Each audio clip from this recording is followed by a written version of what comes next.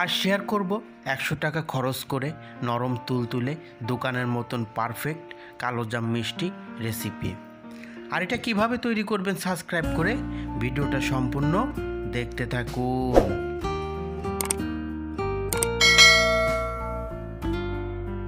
এখানে একটি মিক্সিং বলে 2টা ডিম নিয়ে উইক্স দিয়ে ফেটে নিচ্ছি। আপনারা কাঁটা চামচ দিয়ে ফেটে নিতে পারেন। ফেটে নেওয়ার পর তারপর সাইডে রেখে দেব। এখন দিয়ে দিচ্ছি শুকনো উপকরণ 1 কাপ মিল্ক পাউডার গুঁড়া দুধ, সেই সাথে দিয়ে দেব হাফ কাপ পরিমাণ ময়দা,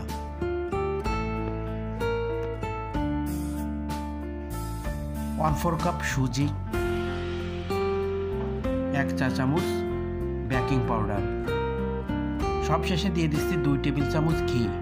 ঘির পরিমাণটা 2 টেবিল চামচ দিতে হবে, এর বেশি দিলে মিষ্টি তৈরি করার সময় ফেটে যেতে পারে। শুকনো উপকরণগুলো মাখিয়ে নিচ্ছি হাত দিয়ে। শুকনো উপকরণ মাখানো কতটুকু পারফেক্ট হয়েছে এরকম হাত দিয়ে চাপ দিয়ে দেখে নেব। আগে থেকে যে ডিম ফেটে রেখেছিলাম তা এখন অল্প অল্প করে দিয়ে দেব আর হাত দিয়ে মেখে নেব। আর তা না হলে মিষ্টি ভাজার সময় ফেটে যেতে পারে। আর এইভাবে মিষ্টি তৈরি করলে কতটা নরম ও তুলতুলে হয় একবার হলো বাসায় ট্রাই করতে পারেন আমার ভিডিওটা ফলো করে। মিষ্টি তৈরি করার জন্য নরম একটি ডো তৈরি করে নিয়েছি। তারপর 10 মিনিটের জন্য রেস্টে রেখে দেব ঢাকনা দিয়ে ঢেকে। সামান্য পরিমাণ ঘি নিয়ে হাতে মাখিয়ে নিয়েছি। মিষ্টি তৈরি করার জন্য সামান্য পরিমাণ ডো নিয়ে হাত দিয়ে এভাবে তৈরি করে নেব। আমি এখানে লম্বা শেপে মিষ্টি তৈরি করে নিয়েছি, আপনারা যে কোনো শেপে তৈরি করে নিতে পারেন। চুলার আঁচটা লোতে রেখে এক এক করে মিষ্টিগুলো দিয়ে দিচ্ছি। 100 টাকা খরচ করে দোকানের মতন পারফেক্ট নরম তুলতুলে কালোজাম রেসিপি একবার হলো বাসায় ট্রাই করতে পারেন আমার ভিডিওটা ফলো করে। সবগুলো মিষ্টি এক এক করে উল্টাই দিচ্ছি, এক পাশটা হয়ে গেছে। আর এভাবেই সবগুলো মিষ্টি ভেজে নেব। মিষ্টিগুলো ভাজার জন্য গরম তেল এভাবে উপরে দিয়ে দেব।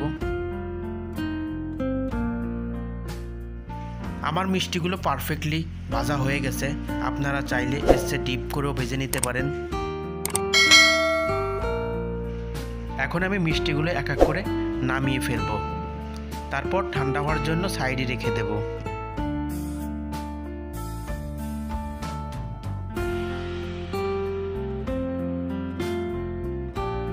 এখানে একটি প্যানে 1 কাপ চিনি, 5 কাপ পরিমাণ পানি দিয়ে মিষ্টি শিরা তৈরি করে নেব।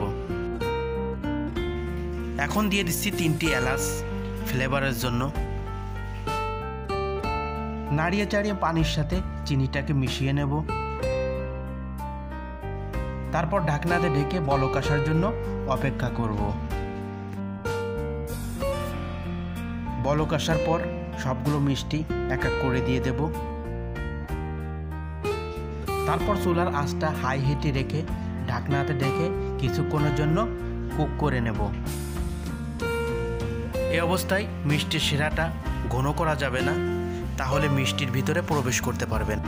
এখন মিষ্টিটাকে নামিয়ে 1 ঘন্টার জন্য রেস্টে রেখে দেব। আপনারা দেখতেই পারছেন 1 ঘন্টা রেস্টে রাখার পর কতটা ফুলে উঠেছে। আপনারা চাইলে সারা রাত রাখতে পারেন। আর এইভাবে মিষ্টি তৈরি করলে কতটা নরম তুলতুলে হয় একবার হলো বাসায় ট্রাই করতে পারেন আমার ভিডিওটা ফলো করে। যারা আমার সাথে ছিলেন, আমার ভিডিওটি দেখছেন, তাদেরকে অসংখ্য ধন্যবাদ।